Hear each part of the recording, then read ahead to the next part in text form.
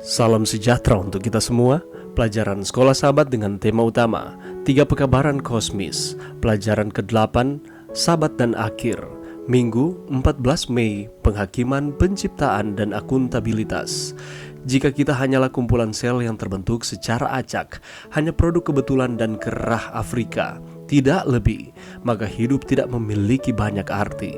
Jika kita hanyalah salah satu dari 8 miliar orang yang saling mencakar satu sama lain untuk ruang hidup di planet yang disebut bumi, kehidupan kehilangan tujuannya selain sekedar bertahan hidup. Sebaliknya, penciptaan Alkitabiah memberikan alasan untuk hidup dan keharusan moral untuk hidup. Kita diciptakan oleh Tuhan dan bertanggung jawab kepadanya atas tindakan kita. Dia yang membuat kita meminta pertanggungjawaban kita. Dia telah menetapkan kemutlakan bahkan di dunia relativisme moral. Bacalah Wahyu 14 ayat 7, Roma 14 ayat 10, Yakobus 2 ayat 8-13. Apakah yang diisyaratkan oleh penghakiman tentang isu-isu seperti akuntabilitas dan tanggung jawab? Bagaimanakah penghakiman, perintah-perintah Allah, dan penyembahan dihubungkan? Pekabaran dari 3 malaikat yang terbang di tengah-tengah langit dalam Wahyu 14 mengumumkan bahwa waktu penghakimannya telah tiba. Karena kita diciptakan oleh Tuhan dengan kapasitas untuk membuat pilihan moral, kita bertanggung jawab atas keputusan yang kita buat.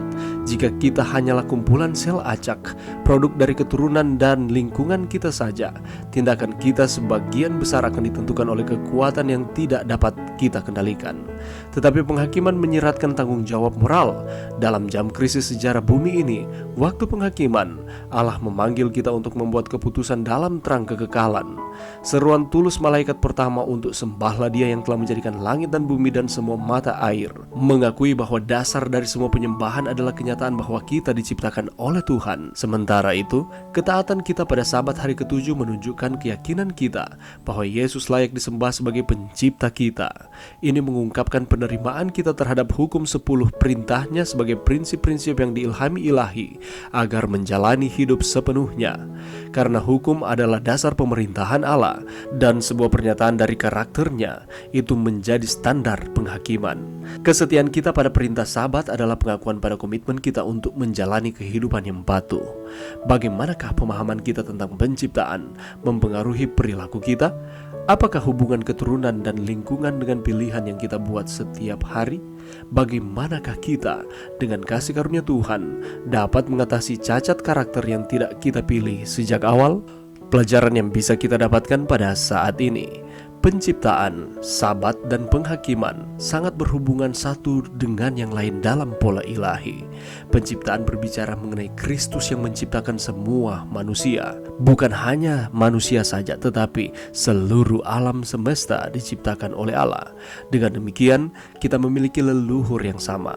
Ketika Rasul Paulus berdebat dengan ahli-ahli filsafat di Yunani, ia menggunakan argumen berkuasa ini. Allah telah menjadikan bumi dan segala isinya. Dari satu orang saja ia telah menjadikan semua bangsa dan umat manusia untuk mendiami seluruh muka bumi. Kisah Para Rasul 17 ayat 24-26. Maksud Paulus kepada ahli-ahli filsafat Yunani ini sederhana, yaitu bahwa Allah dalam kitab suci adalah pencipta yang maha kuasa dari semua. Dia yang menciptakan segala sesuatu. Tanpa Allah, maka segala sesuatu pun tidak akan ada. Karena itu, kita semua adalah bagian dari satu keluarga manusia. Kalau kita kembali ke dalam Kejadian pasalnya yang ke-1, di mana di hari yang ke-6 Allah menjadikan manusia dan merekalah leluhur manusia, dan dari situlah maka kita ada. Memahami konsep penciptaan ini menuntun kita untuk menghormati satu sama lain, menghargai satu dengan yang lain, dan memperlakukan orang lain dengan kebaikan, kesopanan, dan belas kasihan. Kita sama di mata Tuhan. Tidak ada yang lebih tinggi maupun lebih rendah. Kita semua berharga di mata Tuhan karena kita berasal dari leluhur yang sama. Kita diciptakan oleh Tuhan menurut gambar dan rupa Allah, sehingga seharusnya kita memantulkan karakter Kristus di dalam kehidupan kita.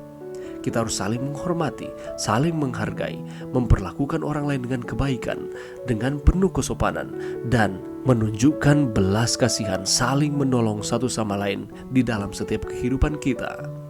Sabat adalah ungkapan praktis bahwa kita percaya kepada Allah sebagai pencipta dan bahwa kita menghargai kehidupan manusia.